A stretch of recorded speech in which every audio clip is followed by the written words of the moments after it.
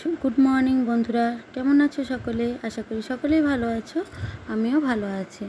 তোমরা দেখে নিশ্চয়ই অবাক হচ্ছ, বাবার জন্মদিন 27শে শ্রাবণ বাবার জন্মদিন, কিন্তু পালন হলো 26শে শ্রাবণ।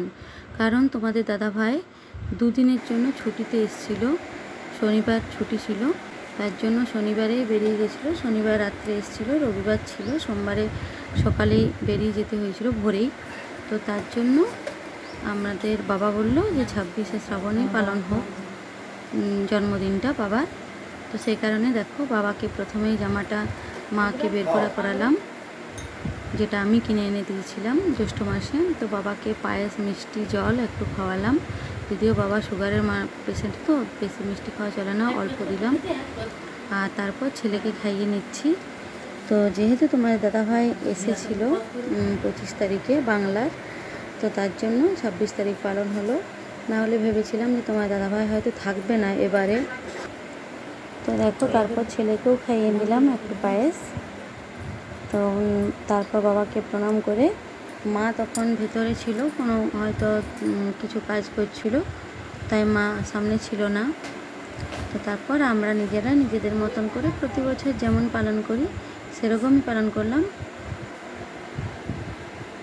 তারপর একটু ছবি তুলে নিচ্ছিলাম, কিন্তু ছেলের সেই রাত্রের থেকেই ছেলের প্রচণ্ড জ্বর, এখনও পর্যন্ত খুব জ্বর। তো ভিডিওটা তবুও এডিট করে ছাড়ছি, কারণ ভিডিও অনেকগুলো হয়ে গেছে যেগুলো আপলোড করা হয়নি আমার। সেই কারণে ছেলের আজ 3 দিন হলো প্রচণ্ড জ্বর। ওর বাবা তো জ্বর দেখেই গেল মনটা খারাপ নিয়ে। তো তোমার দাদাভাই সোমবার ভোরেই বেরিয়ে গেছে, 5টা 40-এর বাস ধরবে এখান থেকে রানীগঞ্জ, ওখান থেকে ট্রেন। তো যাই হোক, দেখো তারপর তোমার দাদাভাই খাইয়ে দিচ্ছে ছেলেকে।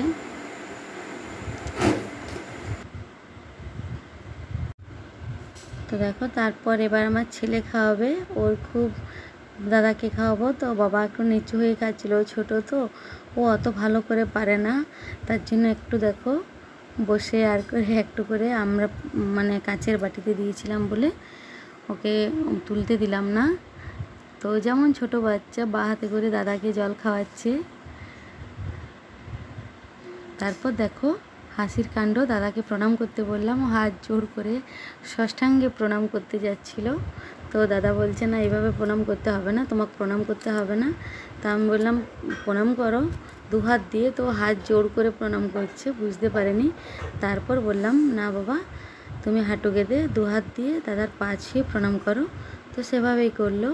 আসলে বাচ্চাকে যেরকম শেখানো হয় সেরকমই মানুষ হয়, তাই না? তো মাকে বললাম পায়েস খাওয়াতে, মা খাওয়ালো না, মা বলছে তোরা খাইয়েছিস হতেই হবে। তো প্রণাম করতে বললাম, মা প্রণাম করে নিল। তো আমরা একটু ফ্যামিলি ফটো তুলে নিচ্ছি, মিষ্টি জলটা সরিয়ে ফ্যামিলি ফটো তুলে নিলাম। আর যে শাড়িটা পরে আছি এটা আমার বাপের বাড়ি থেকে এনেছিলাম, মায়ের শাড়ি। তো দেখো মায়ের শাড়িগুলো আনি, কিছুদিন করে পরি, তারপর আমি আবার ফেরত দিয়ে আসি। তো এটা হয়তো নেক্সট বার যখন যাব তখন ফেরত দিয়ে আসবো। এবারে চলে এলাম ঠাকুমার ঘরে, বাবা প্রণাম করতে এলো। তো ঠাকুমা শুয়ে দিয়েছিল, যেহেতু তার জন্য বয়স্ক মানুষ তো তাড়াতাড়ি খেয়ে দিয়ে শুয়ে দেয়, তো সেই কারণে বাবা প্রণাম করে গেল। ঠাকুমা বলছে আজ তো জন্মদিন নয়, কাল জন্মদিন। তারপর আমি যেরকম রেডি হয়েছিলাম সেটার একটু ভিডিও করে নিচ্ছিলাম, হয়তো রিলস গান দিয়ে ছাড়ার জন্য। তো আমার এখনও ছাড়াই হয়নি গান দিয়ে, আসলে এডিট করাই হয়নি ভিডিওগুলো। তো দেখো, তারপর দিন সকালে মানে 5টা 40-এর বাস ধরবে বলে ভোর 4টার সময় উঠেছিলাম। তোমার দাদাভাই রেডি হয়ে বেরিয়ে পড়ছে, 5টা 40-এর বাস ধরবে, সেই কারণে সোমবার দিন। তো ওর মনটা খুব খারাপ ছিল, যেহেতু ছেলের খুব শরীরটা খারাপ, সেহেতু ওই অবস্থায় ছেলেকে দেখে যাচ্ছে, তো তার জন্য ওর মনটা খুব খারাপ ছিল। কিন্তু কী আর করা যাবে, সেদিনে সোমবার গিয়ে ডিউটি জয়েন্ট করতে হবে।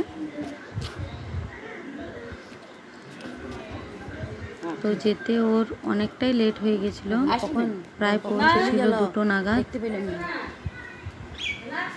তো ঠিক আছে বন্ধুরা, সকলে ভালো থেকো। দেখো আরও নেক্সট ব্লগ আসবে জলদি, কিন্তু এখন আমি এডিট করার সময় পাইনি, তো নিশ্চয়ই দেখাবো, ব্লগগুলো তোমাদের সাথে শেয়ার করব। আজকের মতো এই পর্যন্ত। সকলেই ভালো থেকো বন্ধুরা। ডাকো না, পিছন থেকে ডাকো না, পিছন থেকে ডাকো না। हाँ अच्छा तुम चली जाओ।